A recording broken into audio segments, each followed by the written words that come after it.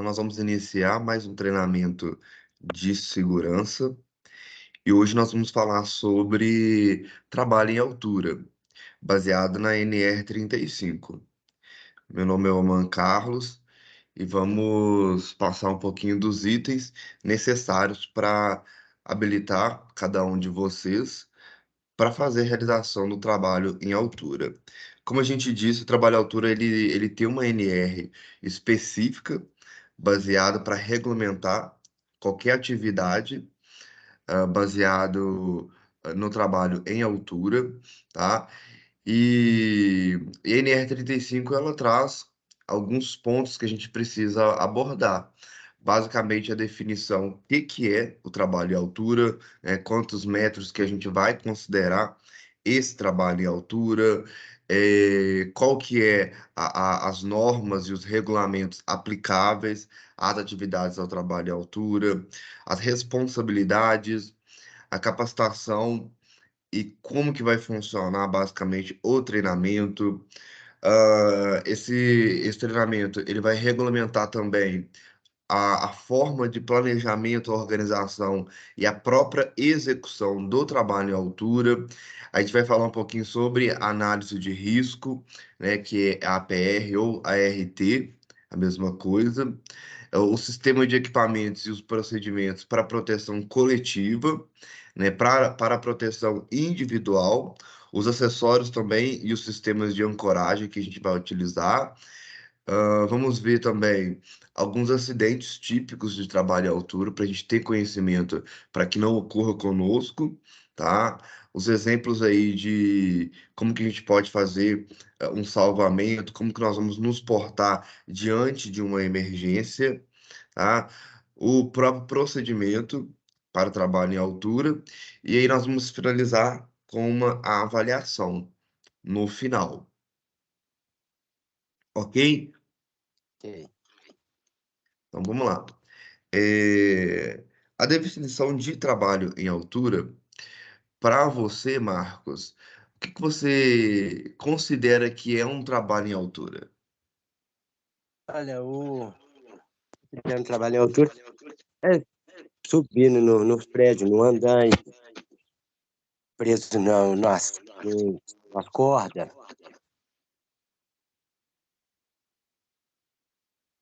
e fazer alguma atividade que não, se não esteja no solo firme. Ok, exatamente. E aí, a definição da norma, ela considera trabalho em altura, né, qualquer atividade acima de 2 metros, né, considerando aí o nível inferior. E o trabalho à altura, geralmente, ele tem uma característica que há um risco de queda do trabalhador, né? Por isso a utilização de cinto de segurança, por isso todas as medidas de controle que existem e que a gente vai falar aqui para mitigar a exposição do risco, porque sempre vai haver um risco de queda do trabalhador. Nessa imagem aqui, você consegue me dizer o que que você acha que é esse cenário? Aqui, está visualizando a imagem à esquerda? Estou até passando o cursor aqui. Estou visualizando, sim. Tá? O que que você acha que é esse cenário aqui? Onde que é que esse povo está trabalhando aqui? Tá parecendo ser uma construção de um silo, né? De um silo? É. Beleza. E o que que você acha que eles estão fazendo aqui dentro desse silo? Pode estar fazendo algum acabamento, né? Ok. E aí, dentro da definição de trabalho e altura, quando a gente diz que pode ser executada qualquer atividade, então aqui você imaginou que seria um silo, que seria um acabamento, poderia ser uma manutenção, tá? Então, os trabalhos em altura eles podem ser executados em escadas, plataformas, né? A utilização de andaime, pode ser em profundidade também, como parece aqui ser em profundidade, tá?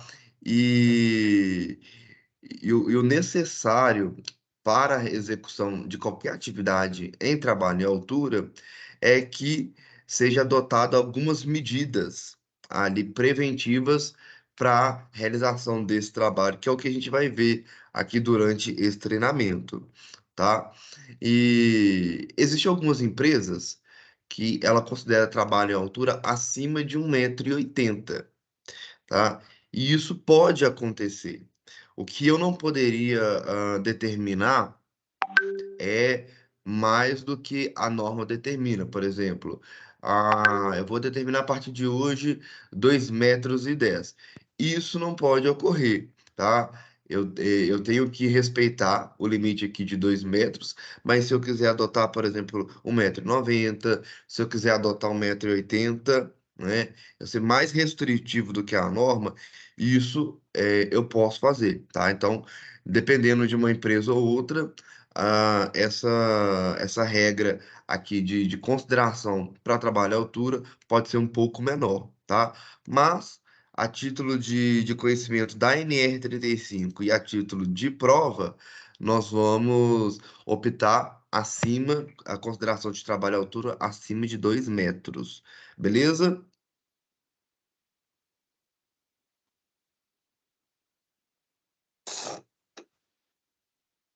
Outro exemplo que nós temos aqui de execução de trabalho em altura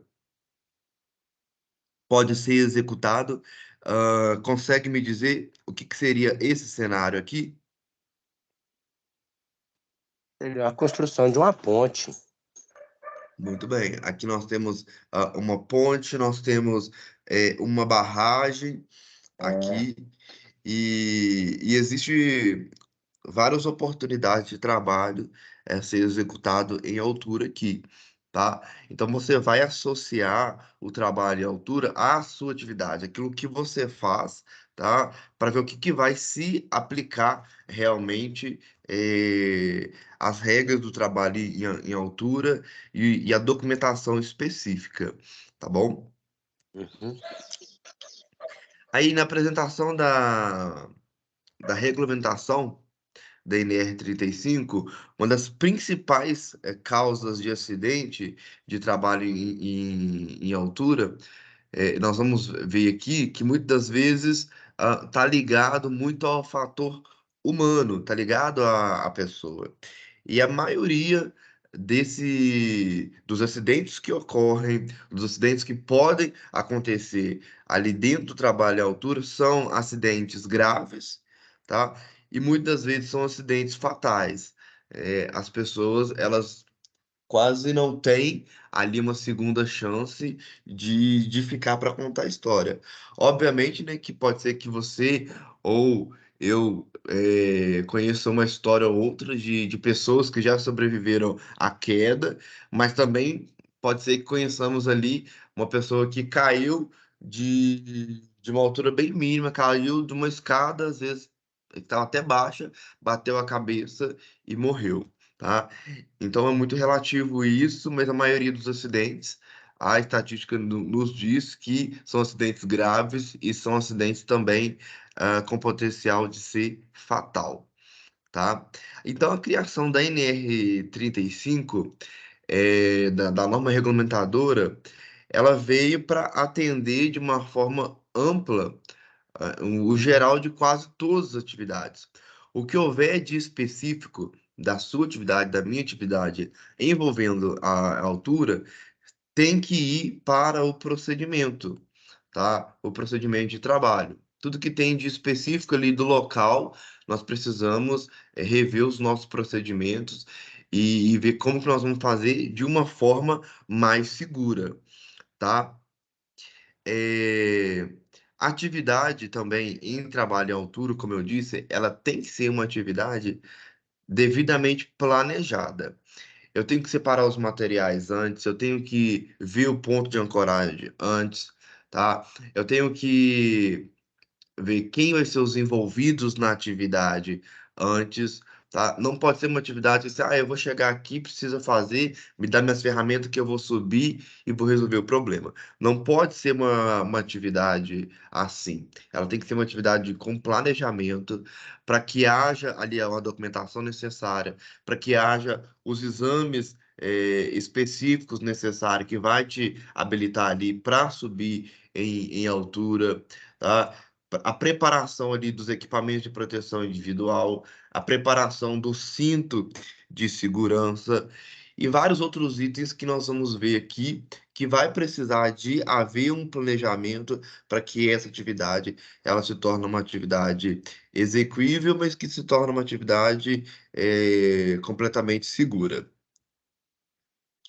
E aí, para isso acontecer, existem algumas responsabilidades que a gente precisa assumir como trabalhador e entender quais são as responsabilidades que a empresa ela vai ter que ter para assumir e fazer acontecer esse trabalho à altura. Então, a primeira responsabilidade do trabalhador, então essa responsabilidade seria sua, essa responsabilidade seria minha, seria uma responsabilidade nossa é garantir a implementação das medidas de proteção estabelecida nessa norma, nessa NR, e nós estamos falando da NR 35. Então, é por isso que a gente tem que conhecer o que fala a NR 35 para saber o que eu tenho que garantir que está falando aqui. Uma vez que a minha primeira responsabilidade é fazer cumprir o que está escrito aqui. Se eu não souber o que está escrito, se eu não souber o que eu tenho que fazer, baseado na NR 35, esse primeiro item eu já não vou estar atendendo, tá? Então, o segundo item eu tenho que assegurar a realização da análise de risco, tá? E aí, quando aplicável, a permissão da PT, que é a permissão de trabalho.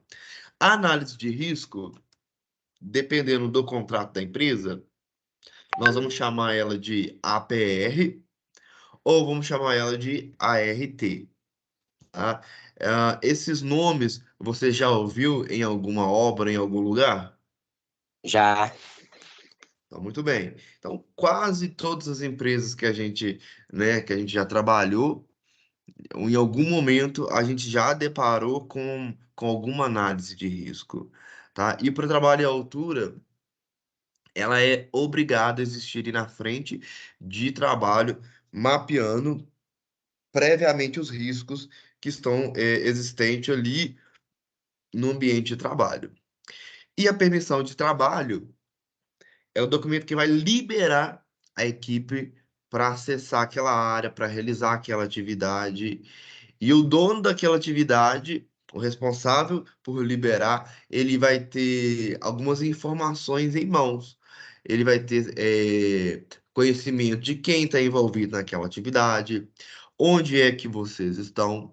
Numa possível emergência, vocês também vão ter acesso ao número de emergência que vocês vão precisar ligar, tá? A pessoa responsável que vai estar ali para auxiliar num salvamento. Então, é um documento que vai garantir a informação e a comunicação do responsável da atividade para com a equipe e vice-versa. E aí nós vamos falar mais para frente a fundo e ver uma análise de risco e também uma permissão de trabalho, tá? A terceira responsabilidade, letra C. Lê pra gente. Desenvolver procedimentos operacionais para as atividades rotineiras de trabalho em altura. Beleza, então a gente tem que criar um procedimento junto com a empresa que vai falar como que a gente vai realizar a nossa atividade. As ferramentas que a gente vai utilizar, dentro desse procedimento, as medidas de controle que nós vamos ali estar aplicando para não acontecer nenhum tipo de acidente. Então, é responsabilidade de quem faz a atividade ali desenvolver o procedimento. Porque quem realiza a atividade é a pessoa que detém do conhecimento de como que faz aquela atividade. E aí o técnico de segurança, o engenheiro de segurança, o supervisor, ele vai basicamente analisar ali se está correto, se tem todas as medidas de proteção cabíveis ali, mas precisa ter um envolvimento de quem realiza a atividade para fazer esse procedimento, tá? Letra D, lê pra gente. Assegurar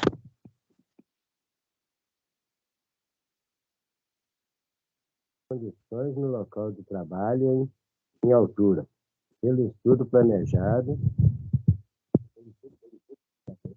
e implementação das ações e das medidas complementares e segurança aplicada. Tá? Essa realização da avaliação prévia é antes de iniciar a atividade, tá? Então, você vai fazer uma verificação ali antes de começar a executar o seu trabalho em altura propriamente dito, que nem todas as atividades elas são feitas totalmente em altura. Então tem muito passo da atividade que você faz no solo firme, como você mesmo disse, no nível zero ali. Então essa avaliação prévia, ela tem que ser feita antes, porque depois que o cara sobe, se tiver alguma coisa de errado, pode não dar tempo dele descer para resolver isso, tá? Então, uma avaliação prévia do local ali é uma verificação ali, basicamente em todos os ângulos do que você vai trabalhar. Então você verifica em cima, você verifica embaixo, né? Um solo, você verifica direita, esquerda, se tem empresa trabalhando do lado, se tem equipamento trabalhando do outro, se tem mais algum risco, ali propriamente do cenário. Tá? Você vai verificar se é a utilização de andaime, se o andaime está liberado, se é a utilização de escada, você vai fazer uma avaliação, um checklist antes da escada de subir, vai verificar os degraus, se está tudo nos conforme, tá? Se é uma plataforma elevatória que você vai utilizar, se tem um operador, se quem está lá está liberado para operar essa plataforma, se foi realizado um checklist adequado dessa plataforma. Então, são vários itens que você vai verificar ali antes de iniciar a atividade. Se tem todas as ferramentas disponíveis ali, tá? Porque tem gente que ele chega para trabalhar, não verifica, sobe, e aí quando chega lá em cima, faltou uma ferramenta, faltou um equipamento. E aí, só de você subir e descer, você se expõe a outros riscos ali desnecessariamente. Então, é obrigação de cada colaborador realizar uma avaliação prévia, porque às vezes algo que você está enxergando, eu não estou. Ou às vezes um risco que eu estou enxergando, você não está. E aí a gente vai fazer essa discussão ali previamente, antes de iniciar a atividade, e decidir o que que pode ser feito para minimizar esse risco ou eliminar o risco, tá? Então a avaliação tem que ser feita antes da atividade. Tem que ser adotada algumas providências necessárias para acompanhar um cumprimento das medidas de proteção. Então, lá na letra B, quando a gente falou da análise de risco, lá vai haver várias medidas de proteção que a gente tem que aplicar. E aí, no papel, a gente pode colocar qualquer coisa. Mas na execução, tudo que a gente colocou de medida de proteção lá na nossa análise de risco, aqui a gente tem que garantir que todo mundo saiba quais são essas medidas, tá? E a gente tem que garantir que essas medidas elas saem do papel, que elas sejam cumpridas. Então, por exemplo, se lá na sua ART tiver escrito que todo mundo precisa utilizar um colete refletivo ou faixa refletiva na roupa no seu uniforme, para que quando vocês forem deslocar em local que tem um movimento de equipamento, o operador ele consiga te ver através das faixas refletivas. Então, é uma medida de controle que você tem que preparar e tem que saber disso antes. Porque se você chegar lá, o seu uniforme não tiver faixa refletiva e você tiver sem o colete refletivo também, não vai dar para executar a atividade. Porque existe uma medida de proteção lá na sua análise de risco que ela não foi cumprida. Então, vocês têm que saber quais são essas medidas para, nesse item aqui, fazer cumprir e acompanhar se todo mundo que está envolvido na atividade, ele está cumprindo os itens que já foi mapeado lá na sua análise de risco, tá? Letra F, vê pra gente. Garantir aos trabalhadores informações atualizadas sobre os riscos e as medidas de controle. Beleza. Então, atualizou esse documento aqui, a gente tem que garantir que todo mundo tenha ciência da atualização, que todo mundo saiba ali dar as informações pertinentes à frente de serviço, ao que vai ser realizado dentro da atividade e principalmente as informações com relação à saúde e segurança.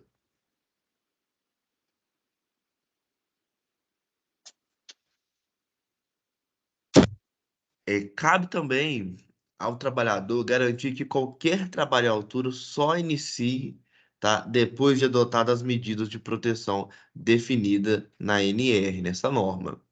Também, o trabalhador ele tem que assegurar a suspensão dos trabalhos em altura quando verificar situação ou condições de risco não prevista, cuja eliminação ou neutralização imediata não seja possível. Então, o que que é isso? A interromper o trabalho se tiver alguma coisa errada ali não é responsabilidade somente do técnico de segurança. Não é só ele que pode parar a atividade se tiver alguma coisa errada, se tiver algum risco ali grave, iminente, algum risco de alguém se machucar, tá? Então, é responsabilidade também de quem executa a atividade assegurar que a atividade ela pode ser interrompida se tiver alguma coisa errada, ok? Outra responsabilidade que a gente tem é estabelecer uma sistemática de autorização dos trabalhadores. Então, todo mundo que for executar o trabalho à altura, ele tem que estar ali com a permissão de trabalho, ele tem que estar com o crachá que vai autorizar ele ali com a data do exame que ele fez de trabalho à altura, o próprio treinamento. Então, tem que ter uma autorização. Essa sistemática pode ser um documento que fale quem está liberado para o trabalho à altura. Então, se eu chegar lá, se o técnico de segurança chegar lá para fazer uma inspeção, uma auditoria na sua frente de serviço, quem está autorizado a trabalho à altura, ali o nome dele tem que estar no documento. Então, se tiver alguém ali, né, na equipe que o nome dele não está na APR, não está na permissão de trabalho, ali ele não está autorizado a subir e executar nenhuma atividade a trabalho à altura, tá? Então tem que haver uma comprovação que você passou por esse treinamento. Então, depois desse treinamento, você vai assinar ali a lista de presença e o seu certificado, e aí nós vamos enviar isso para a empresa, para basicamente comprovar, né, que você foi liberado para depois desse treinamento para o trabalho em altura.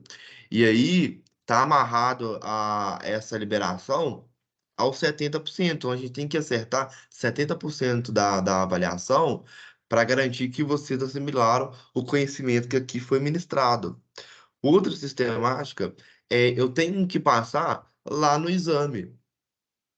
Então vamos supor, minha pressão, eu tô com pressão alta, não tá regulado, não tô tomando os remédios. Então, provavelmente, você naquele dia não vai ser liberado, se a sua pressão estiver alta, para um trabalho à altura. Eu tô com sobrepeso. O fabricante do cinto me diz que acima de 110 quilos, 130 quilos, depende do fabricante, do fornecedor, ele não garante a segurança e estabilização numa possível queda do colaborador. Então, automaticamente, o médico ele não vai te liberar para o trabalho à altura. Então, existem algumas condições ali que também a gente vai ter que verificar antes de você subir, tá? Então, tem exame específico, treinamento específico, tá? Documentação específica para que haja ali um trabalho à altura adequado, tá? Outro ponto que a gente tem que assegurar a organização e o arquivamento da documentação prevista nessa norma. Então, vamos lá. Checklist, ali o caderno do DDS, a própria análise de risco, permissão de trabalho.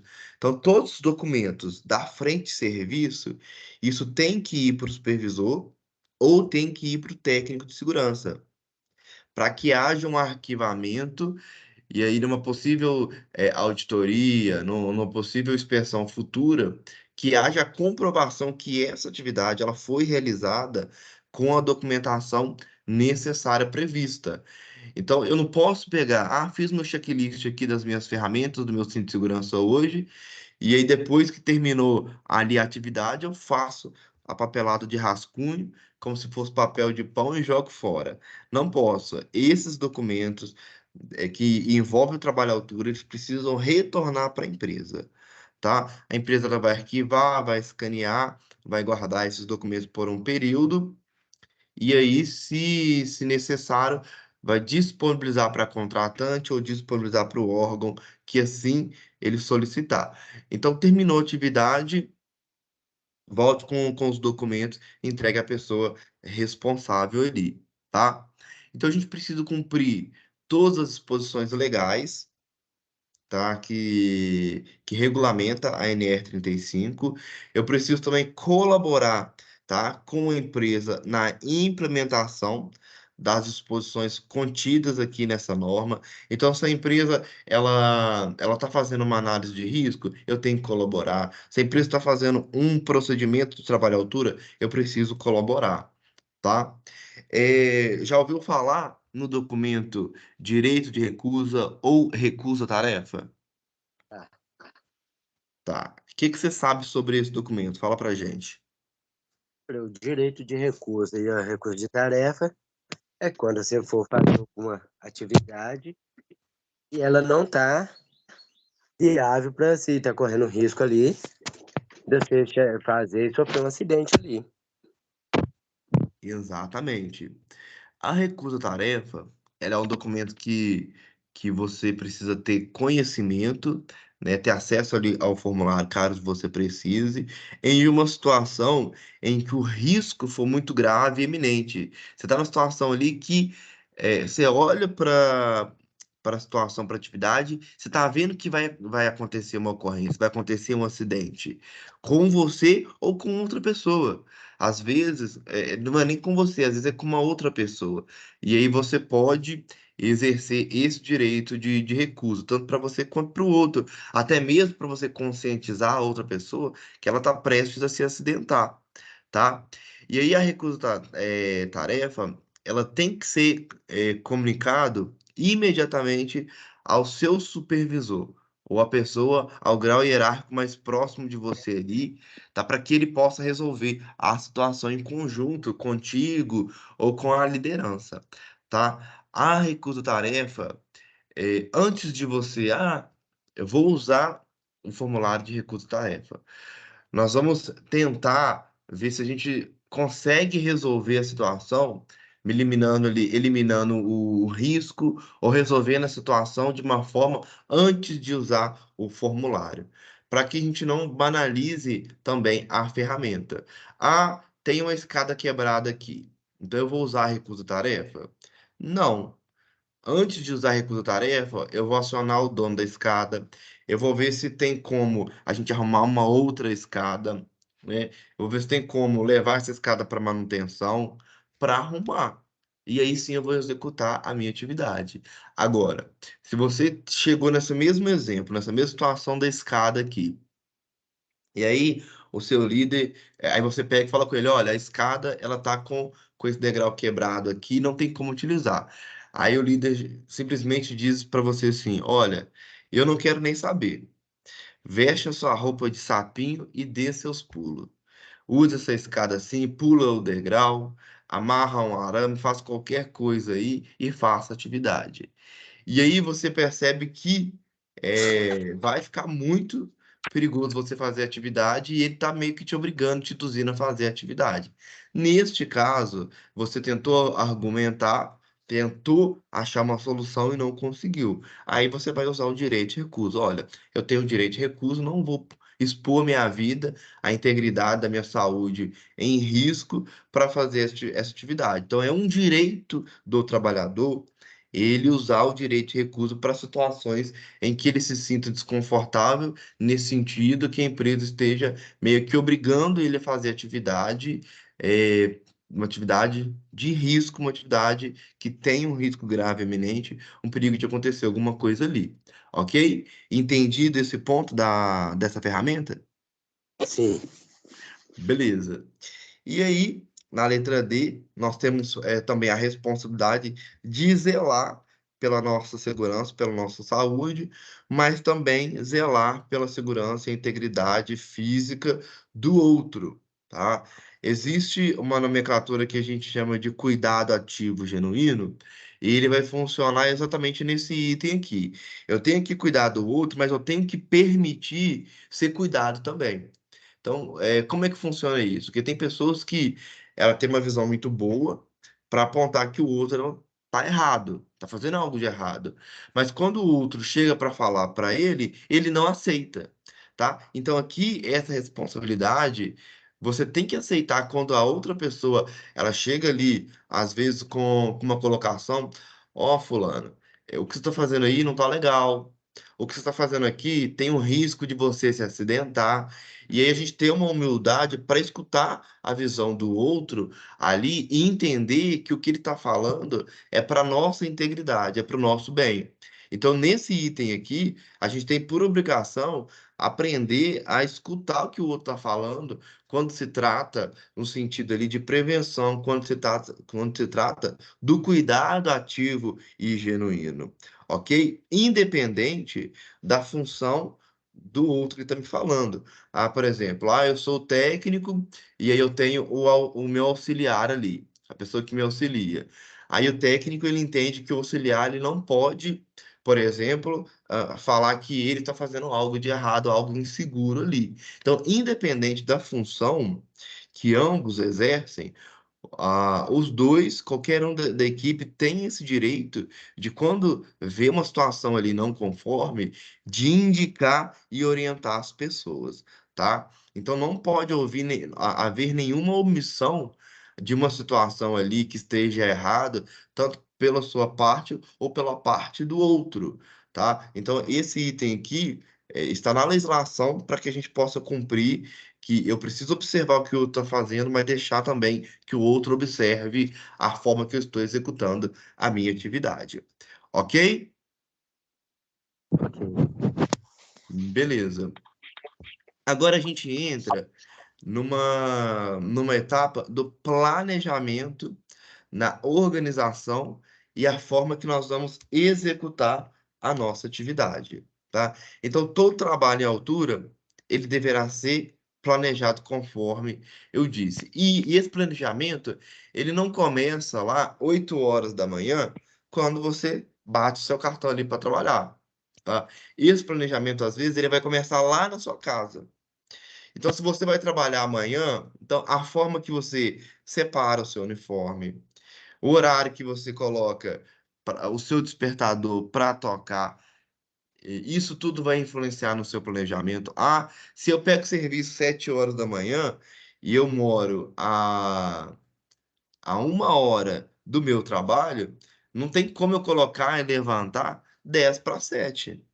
Porque aí você vai pegar o carro correndo, você vai sair correndo para pegar o ônibus, e aí pode deixar o crachá para trás, pode deixar algum EPI para trás, pode deixar algum documento para trás que é necessário para a atividade ali, pode se acidentar, pode tropeçar e cair. Então, esse planejamento, ele vai começar até do horário que você levanta, tá? A forma que você dormiu à noite, tá? Para o trabalho em altura, isso tudo ele vai contar.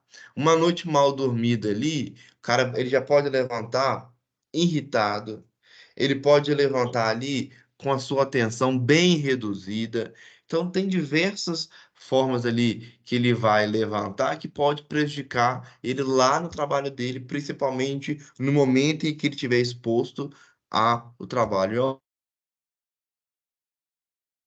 Planejamento vai ser desde lá de uma noite bem dormida, do horário que você levanta, tá? A forma que você vai para o trabalho, isso tudo vai contar para o planejamento da atividade, exercendo ali a trabalho em altura. Começou a preparar isso bem, você já começou a sua atividade bem. Depois que você chegou na empresa ali, antes de iniciar a sua atividade, tem que ter uma verificação se você está apto para o trabalho. Ah, mas eu já fiz o treinamento, eu tô com o meu ASO liberado, porque eu passei no médico e fiz meus exames lá no mês passado, quando eu fui ser admitido, e ainda está válido, então eu posso chegar para trabalhar. Não. Por mais que você tenha o treinamento, por mais que você já fez os exames, seu ASO está liberado, ele está com a data de vencimento ainda dentro do prazo, antes de iniciar a atividade em trabalho à altura, todos os dias você vai precisar ter uma avaliação médica. Vai ser um enfermeiro, vai ser um auxiliar de enfermagem, vai ter que ter uma anamnese física ali sua, vai ter que aferir a pressão, ok? Então vocês vão passar no ambulatório para verificar a pressão, para fazer o teste ali, de álcool e droga, do etilômetro. Ah, não vai ser o de droga, não fui sorteado, mas pode ser o do etilômetro, porque você não pode executar nenhuma atividade de trabalho à altura ou qualquer outra atividade sob efeito de qualquer substância. Então, essa análise ali que a equipe de saúde ela vai fazer, ela é para aquele dia. Tá? Então, o que é mensurado, que dá para eles ver ali na anamnese, eles vão verificar. Porém, nessa aptidão, tem coisas que o médico não consegue descobrir se você não falar. Por exemplo, se você tem um histórico na sua família, ou se você mesmo já tem um histórico de epilepsia, você tem que falar: olha, doutor, eu tomo um remédio controlado. Ah, na minha família tem esse histórico de mal súbito de epilepsia. Isso já aconteceu comigo há uns anos atrás. Para que ele pegue essas informações e enquadre na liberação ali da sua aptidão para aquele dia.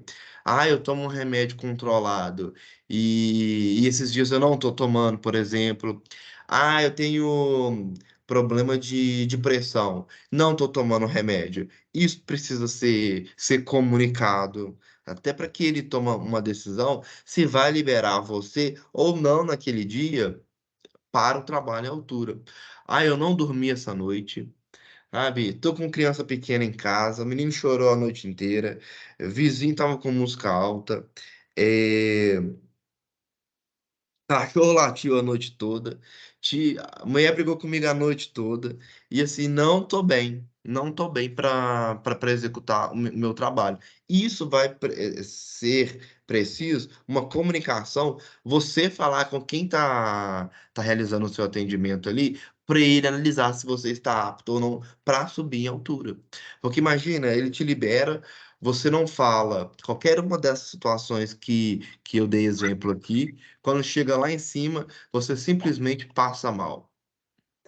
E aí cai, fica de pendurado no cinto, vai precisar acionar o resgate, desprender toda aquela força ali para resgatar você, sendo que você poderia ter falado isso antes, lá na sua análise clínica.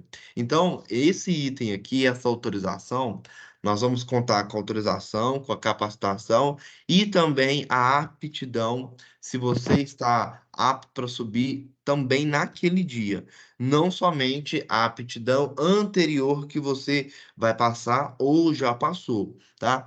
Porque um dia você pode estar bem e outro dia você pode não estar bem, tá? Então, a avaliação da liberação para o trabalho à altura, ela tem que ser feita diariamente. Entendido esse ponto? Entendi.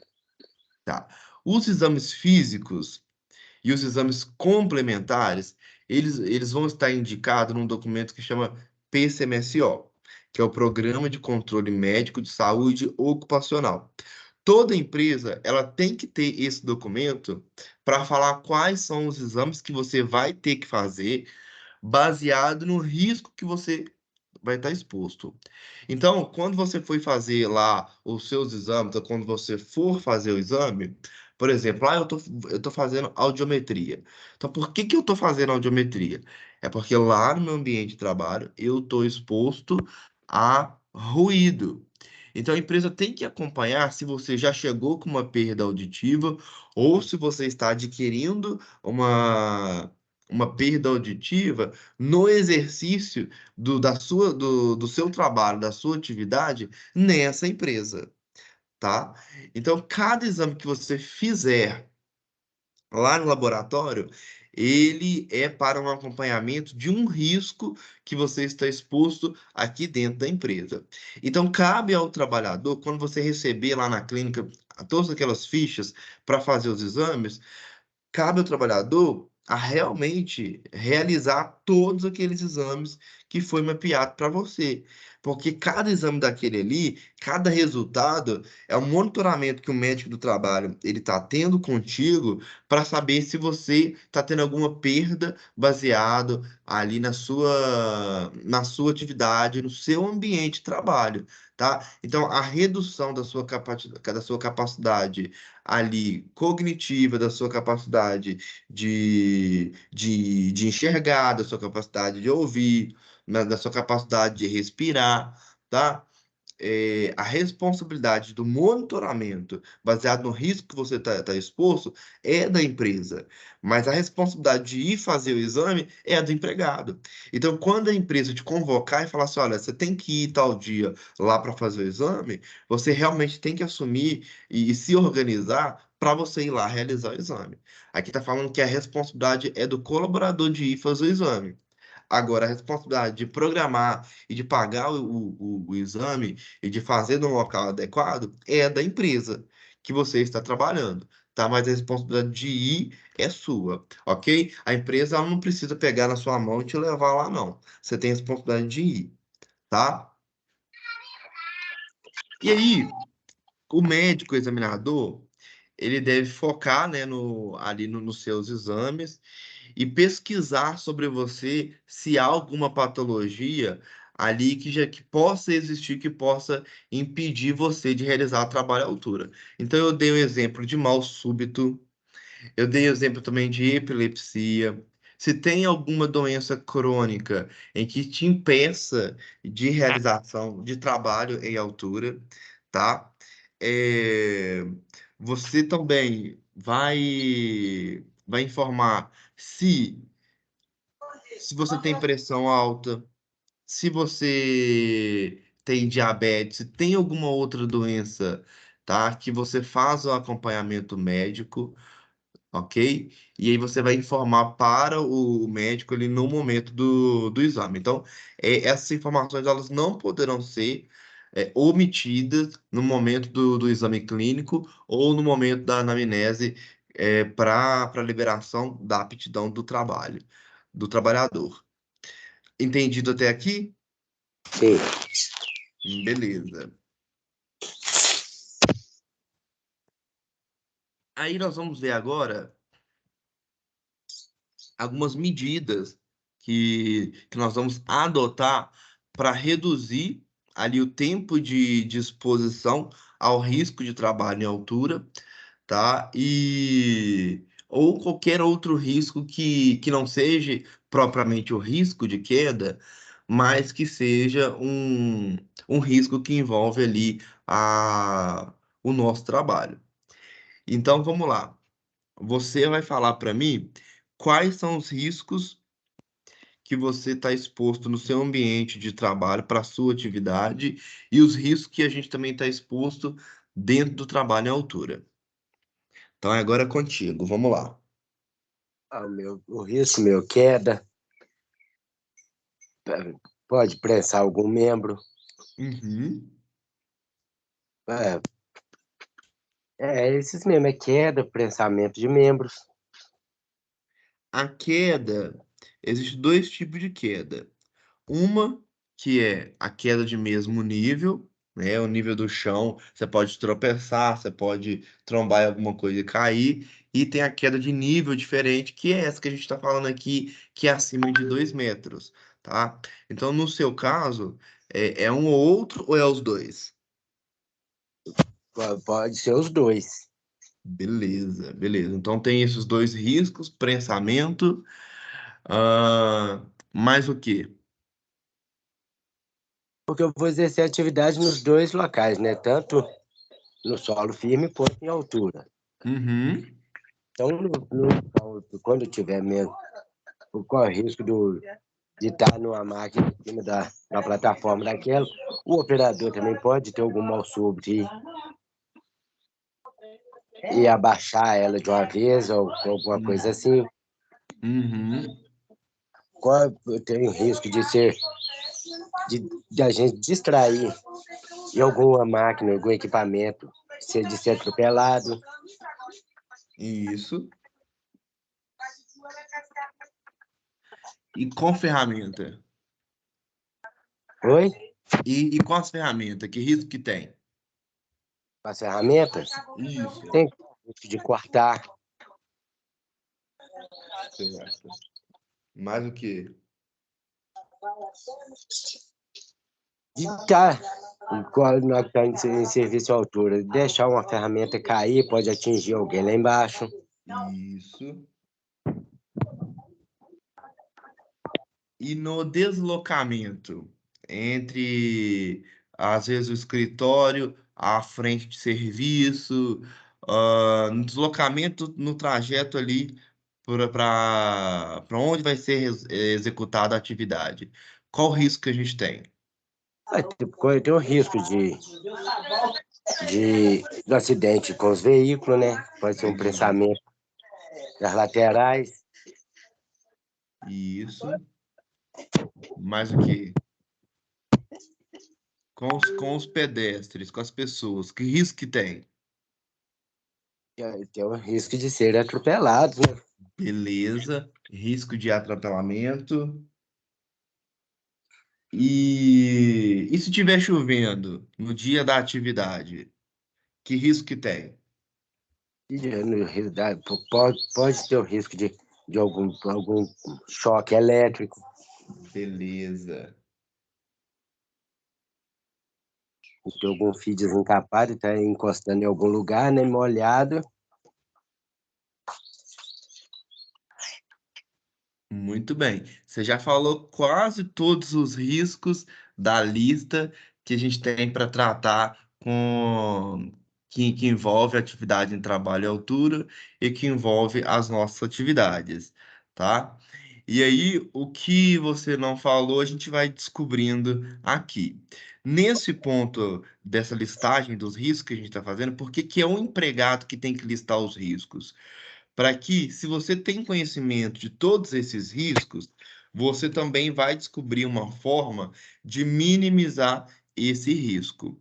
E nesse ponto aqui está dizendo que a gente tem primeiro, por obrigação, de tentar eliminar totalmente o risco. Se não der para eliminar, aí sim você vai criar medidas de controlar esse risco. Então, o risco principal aqui da NR35 que a gente está falando é a queda de nível diferente, é o trabalho em altura. Então, como que eu vou eliminar esse risco uma vez que eu preciso fazer as atividades lá em cima? Então, seria possível eliminar? Então, o estudo que a gente está fazendo aqui e a orientação é o que que da minha atividade eu posso fazer no solo? Ah, lá eu vou fazer uma manutenção, eu vou fazer uma instalação de instrumento, eu vou fazer algo que envolva um cano de PVC, por exemplo, ou qualquer um cano galvanizado, um cano. E aí vai haver corte, vai haver preparação da rosca, vai haver às vezes a preparação ali ou uma parte que você vai fazer utilização de cola, de PVC, alguma emenda.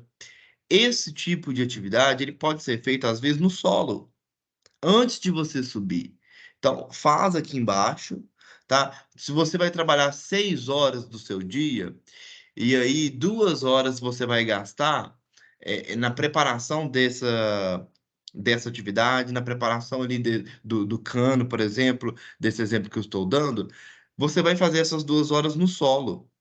E aí, dessas 6 horas que você ficaria exposto agora, você já reduziu duas, então você só tem 4 horas de exposição, tá? Aí o que realmente não dê para fazer aqui embaixo, você vai fazer lá em cima, aí sim você vai subir para fazer a sua atividade, tá?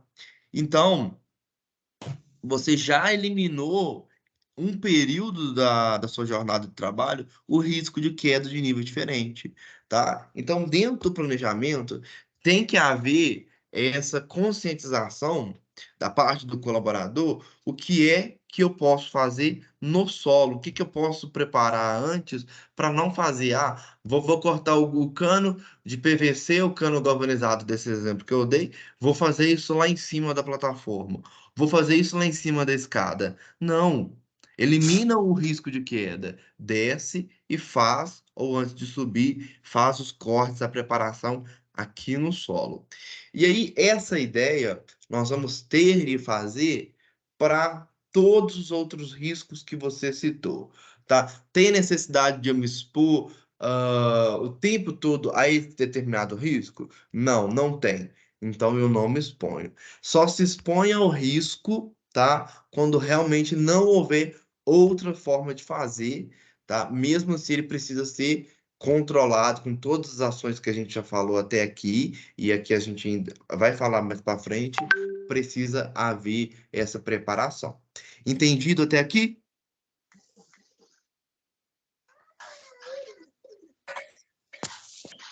Tranquilo até aqui, pessoal? Tranquilo. Beleza. Dentro desse risco, é o risco principal, a gente tem que criar medidas para impedir a queda. Então, essas medidas podem ser coletiva, tá? Medidas que vão antecipar ali as adoções de situação considerada situação de emergência ou situação considerada de perigo, tá? Então, existem algumas medidas coletivas, que são os tapumes, que são as redes de contenção, e aí mais outros exemplos que a gente vai ver posteriormente, tá? Essas medidas, elas têm que minimizar as consequências das quedas, tá? Então pode ser queda de pessoa, queda de ferramenta, igual você falou, queda de equipamento. Então, qualquer tipo de queda precisa haver medidas para minimizar ou neutralizar a queda. E aí, todo o trabalho em altura ele vai ser executado, tá? E liberado mediante a análise de risco, a ART ou AR. Então, nós vamos ver uma, uma RT.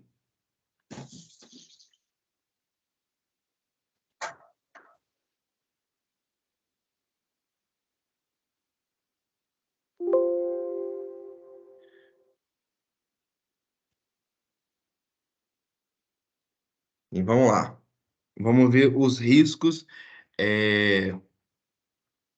que você não falou. A RT basicamente é um formulário, pode ser um formulário de Excel, pode ser um formulário de Word, que basicamente esse formulário ele vai falar qual é a tarefa que você vai realizar, né? Qual que é o risco que essa tarefa que você vai fazer e a medida de controle basicamente que você tem que ter para que essa situação de risco não ocorra.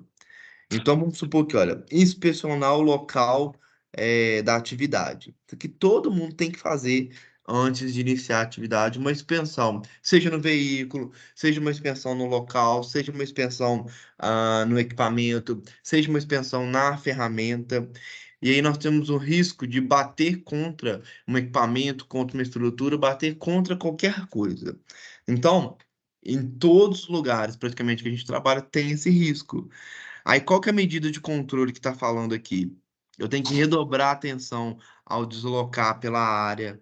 Eu tenho que fazer uma avaliação continuamente das atividades, solicitar sempre que necessário um apoio da equipe operacional para melhorar ali as condições do local de trabalho, ou a sua equipe, ou você mesmo fazer essa melhoria do local de trabalho. Às vezes vai precisar ali fazer uma coleta seletiva, uma organização das ferramentas, e isso a gente pode fazer. É uma medida de controle para evitar que as pessoas batam contra alguma coisa, tá?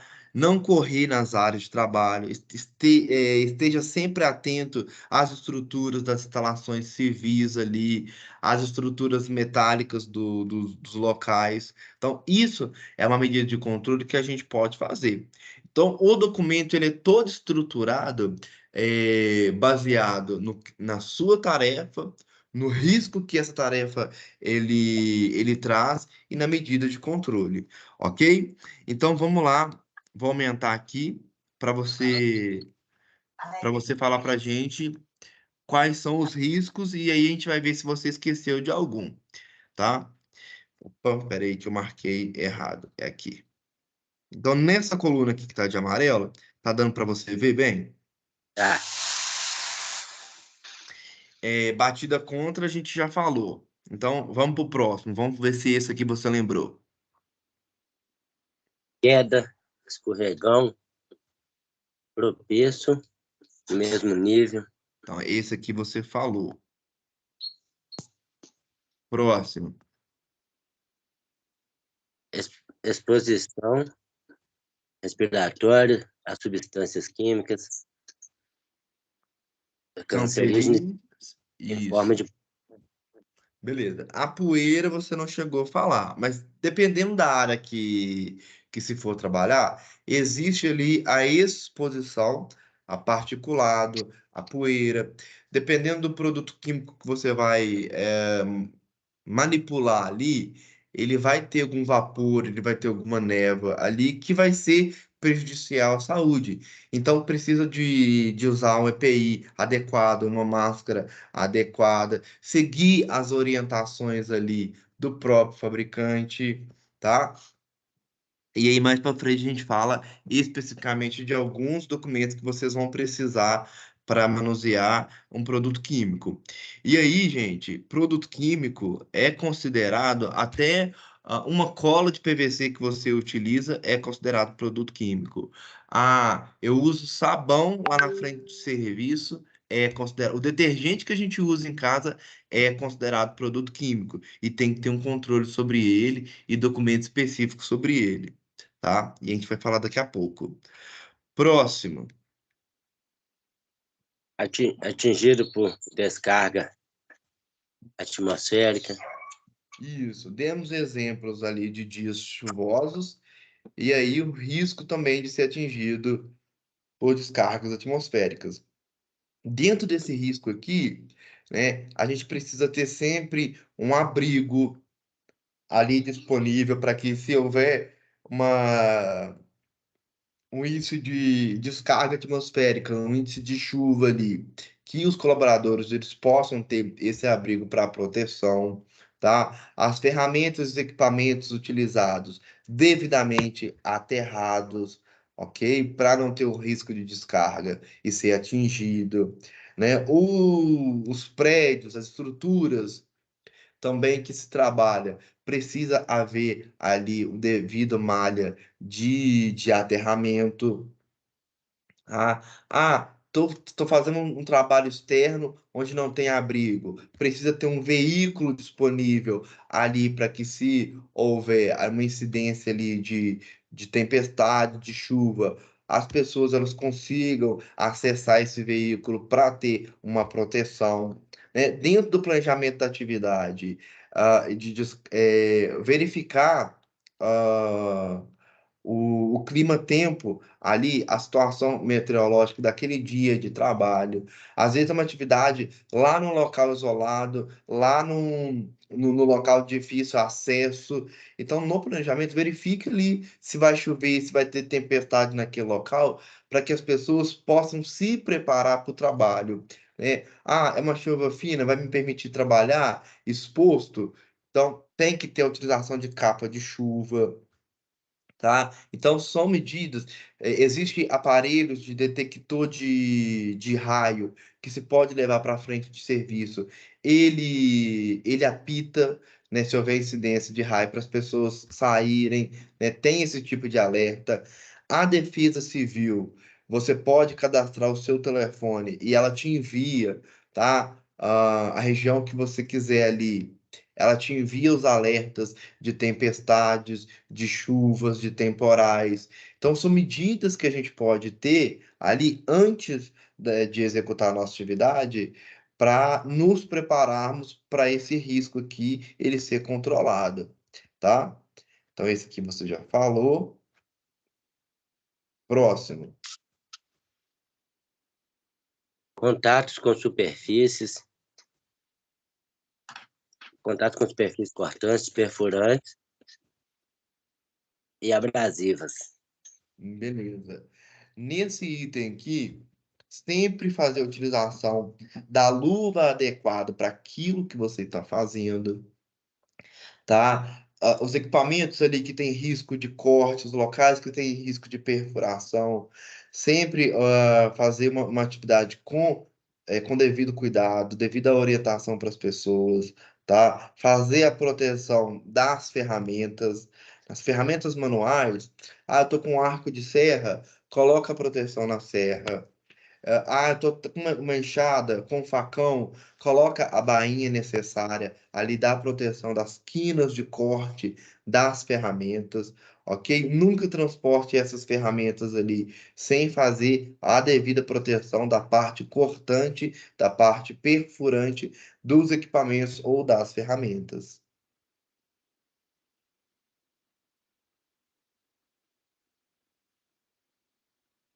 Próximo. Sobrecarga muscular dinâmica. O que que é essa sobrecarga muscular? Nas nossas atividades, em muitas das fases da tarefa que a gente faz, a gente carrega equipamento, a gente carrega ferramentas, a gente carrega material, tá?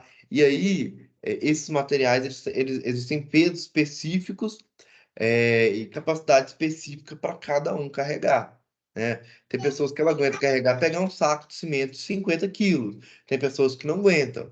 E o ideal aqui na orientação dessa sobrecarga muscular é que o transporte manual de materiais, ferramentas, eles possam ser feitos de uma forma mecanizada ou, quando não puder ser feito, que seja realizado em carregamentos em proporções menores, tá? Você vai fracionar aquilo que você vai carregar ali para não carregar o peso de uma vez só, ou dividir o peso da carga com outra pessoa de trabalho, tá? Ah, é um saco de cimento de 50 quilos, ao invés de eu carregar um saco de cimento sozinho, eu vou carregar com duas pessoas. Ah, eu vou ter um carrinho de mão para fazer o transporte desse saco de cimento. Ah, são muitos cimentos? Ah, então eu vou ter uma palheteira para fazer esse transporte, tá? Então eu dei o exemplo do saco de cimento, mas poderia ser qualquer outro tipo de material, tá? A ideia é que seja feito mecanizado, que seja feito de proporções menores, ou que seja feito de uma forma, quando é manual, dividindo a carga entre as pessoas, tá? Outro risco. Pensamento do corpo ou partes do corpo. Ok? Nunca deixar exposto ali, né, os membros inferiores, membros superiores a partes móveis, partes cortantes, partes perfurantes ou partes que pode prender e agarrar qualquer tipo de membro, tá? Para as mulheres ou para as pessoas que têm cabelos longos, esses precisam estar presos devidamente dentro do capacete porque existem equipamentos que existem partes móveis rotativas ali que pode prender o cabelo. Manga da blusa, ela precisa estar sempre abotoada, tá? A camisa, ela precisa estar na área operacional, ela precisa estar para dentro, presa na calça, porque são todas partes que pode estar solta e o equipamento pode puxar e pode prender, tá? Então, tudo que tiver solto ali, possível ter possibilidade de prender um equipamento, puxar, a gente precisa fazer as adequações necessárias. Próximo, Agressão física. risco de agressão física. Ah, mas tem esse risco na minha atividade? Tem. Geralmente, quando a gente faz atividades ali, às vezes externa, a gente está fazendo atividade em conjunto, onde as pessoas podem se exaltar, onde você pode ser abordada para alguém da comunidade externa, alguém que não faz parte ali, às vezes, do trabalho, da empresa, te abordar, às vezes, em local que queira fazer um assalto, queira te incomodar de alguma forma. e aí você entrar em atrito, em confusão com essa pessoa, pode haver uma agressão física e até mesmo no discorrer do desenvolver da atividade, você desentender com alguém ali no ambiente de trabalho e aí vir a ser acometido de uma agressão física. Então, a orientação aqui, pessoal, é assim: foi abordado de uma forma indesejada, foi abordado de uma forma ali hostil, não revide. Junte as suas coisas e se retire daquele local. Procura a ajuda necessária, procura o supervisor ali mais próximo, o responsável da atividade, para intervir ali na atividade, na situação. Nunca entre em conflito. Ah, estou no meu ambiente de trabalho, entrei numa situação aqui que eu estou sendo assaltado. Nunca tente revidar, nunca tente reagir, ok?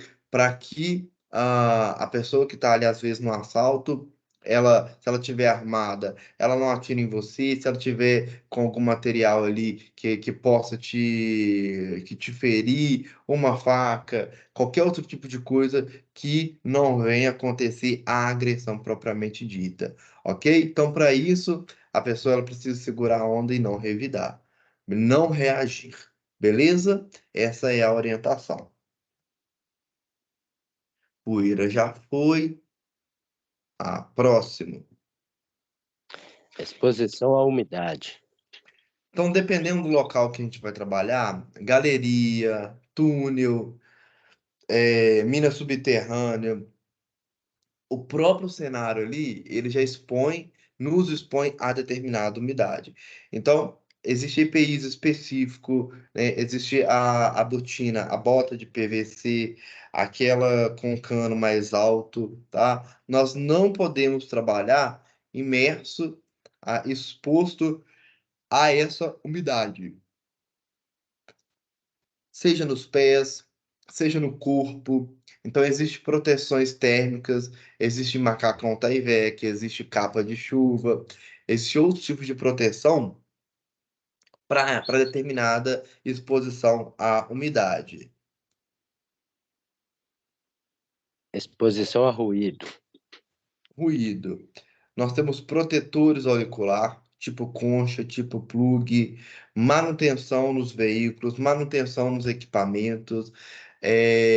Nas máquinas, nós podemos, além das manutenções, enclausurar a máquina. Se for um ruído adjacente a outra atividade, nós podemos também criar biombos, proteções físicas ali para haver a atenuação ou diminuição da exposição deste ruído, tá?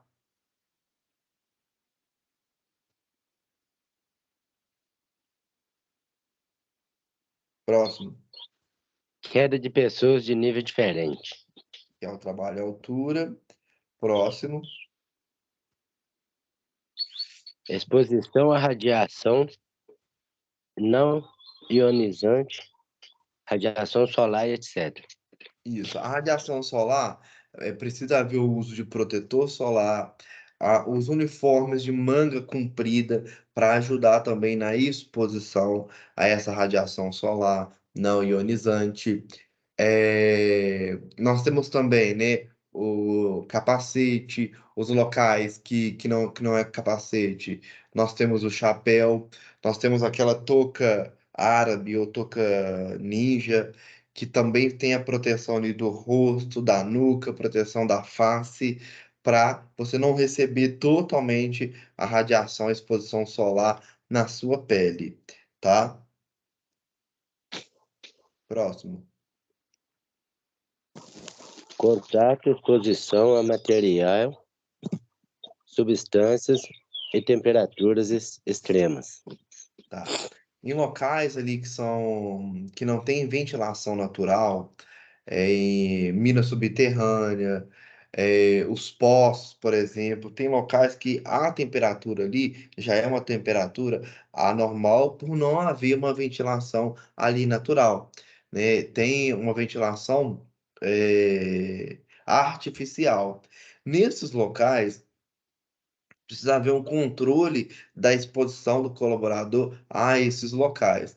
Porque em temperaturas extremas, o organismo, a pessoa, ela sua muito, ela perde energia, tá? Ela fica mais fraca, se não haver uma alimentação adequada, se não haver uma realização de pausas, de descansos, se não haver ali um revezamento da turma, da equipe, isso pode levar ao esgotamento extremo ali do organismo da pessoa e ainda levar ela a ser acometida a outro acidente por falta ali de atenção, por falta ali de força física, tá? Então a gente precisa também estar atento a esse tipo de situação. Próximo. Afogamento. Tá? Nos locais onde houver o risco de afogamento, precisa haver medidas específicas para isso. Dependendo do local, as pessoas precisam trabalhar até com colete, tá? Então, onde houver ali, vamos supor, a captação de água, barragem, rios, córregos, tá? Diques, existem várias situações, caixa d'água, várias situações que há armazenamento de água, e aí pode haver uma queda do colaborador e haver o risco de afogamento. Próximo. Con- Contato, exposição a produtos químicos. Beleza. Os produtos químicos, como eu disse, todos eles vão precisar ter o documento que se chama FISPIC, que é a Ficha de Informação de Segurança de Produto Químico. Essa ficha, ela tem que estar impressa, disponível na frente de trabalho, tá? Então, seja lá na sua prancheta, seja na sua pasta da frente de trabalho, pasta de documento, tem que ter a FISPIC. Então, como é que eu consigo a FISPIC? Você tem que comunicar para o técnico de segurança, o responsável da sua atividade, qual que é o produto que você está usando, tá? E aí ele vai pegar lá na internet ou com o fabricante essa FISPIC. Essa ficha lá vai estar falando a composição química desse produto, a forma de armazenar esse produto, a forma de transportar esse produto, se esse produto ele tem reação química, se misturar com outro produto, se misturar com água, se tiver exposição a temperatura extrema, se esse produto pode entrar em combustão, pegar fogo e explodir. Né? Se esse produto, por exemplo, tiver um contato nos olhos, né? Como que pode fazer?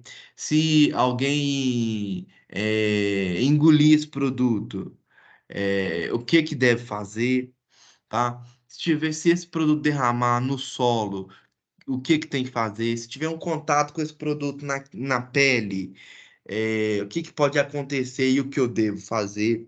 Então, todas as medidas de controle e informações necessárias sobre os produtos químicos vai estar na ficha de segurança dele, na FISPIC. E aí, todos os produtos químicos têm que ter essa ficha e aí vocês têm que comunicar. Ah, estou usando uma gasolina, estou usando uma graxa, estou usando um óleo. Todos esses produtos são considerados químicos e precisam de FISPIC, ok? Ok. Próximo. Incêndio. Beleza. As orientações com relação ao incêndio, ao uso dos extintores, tá? A manutenção dos equipamentos, que risco de explosão, é, brigado de incêndios, números de emergência, ali, número de bombeiro, isso tudo a gente tem que ter no documento, a informação na análise de risco, para que se a pessoa esquecer, ela tenha onde consultar.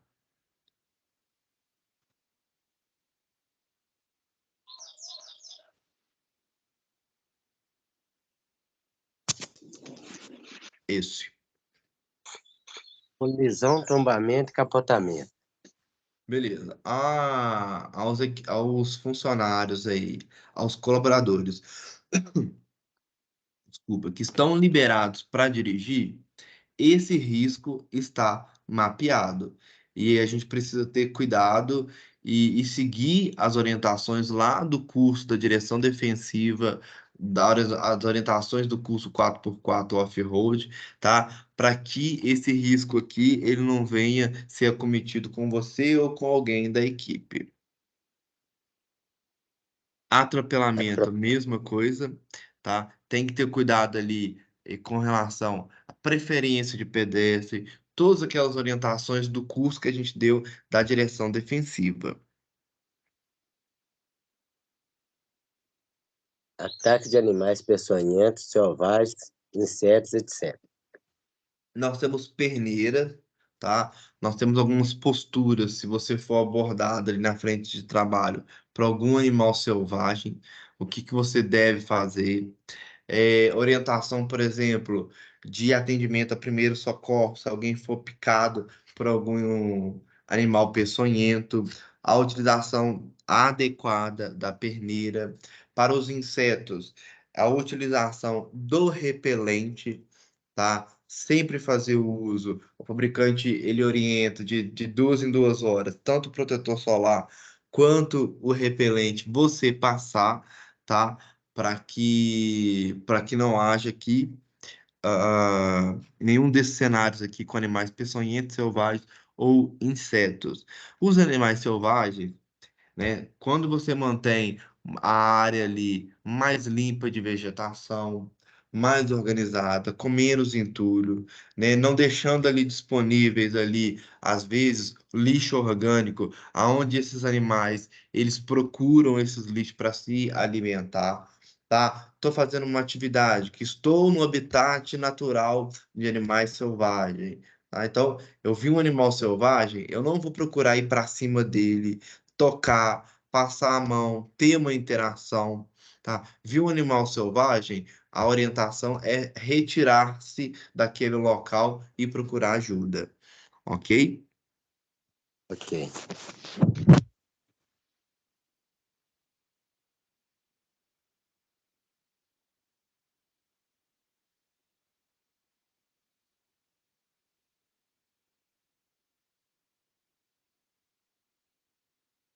Esse. Desmoronamento de taludes, cortes, aterros e similares. Tá, então, tem alguns cenários que podemos trabalhar em taludes, em cavas, em pilhas, em aterros. Então, qualquer estrutura similar a uma barragem, por exemplo, existem alguns riscos ali de desmoronamento, risco de atolamento. O que eu preciso entender? De desabamento por causa ali de desprendimento de placa, de choco, tá? Em choco, vocês não são autorizados a fazer nenhum desplacamento, ok? Nenhuma retirada de choco. Só os responsáveis da área, os geotécnicos específicos, as pessoas treinadas que estão liberadas para fazer esse tipo de atividade que pode fazer. Taludes, pilhas, cavas, barragem, qual que é a minha responsabilidade? Lá na avaliação prévia, sua de trabalho, você pode identificar possíveis trincas, possíveis recalques, alguns abatimentos, algumas erosões, presenças de ravinas, presenças de erosão, presença de surgimento ali, de surgência de água, carreamento de material ali nessas estruturas, tá?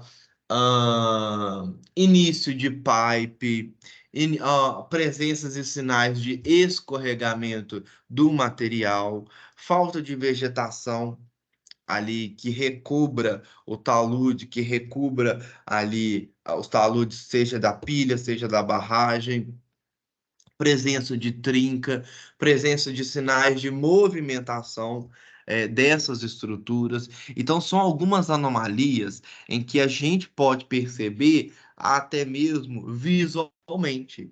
E aí você vai relatar para o dono da área, você vai chamar um responsável, até um geotécnico responsável ali, para fazer uma avaliação prévia se aquela estrutura que você vai trabalhar, se aquele local que você vai trabalhar, se ele está liberado ou não, ou se tem algum risco grave iminente ou não para você executar a sua atividade ali, tá? Para o pessoal que tem acesso à instrumentação, recebeu um dado ali que vai colaborar com o histórico de sinalização da pressão, do nível de água daquele local ali, que sinalize algo diferente, comunique imediatamente ao responsável, supervisor responsável ali, para que analise aquele dado, ou um engenheiro mais próximo ali, que vai analisar o dado,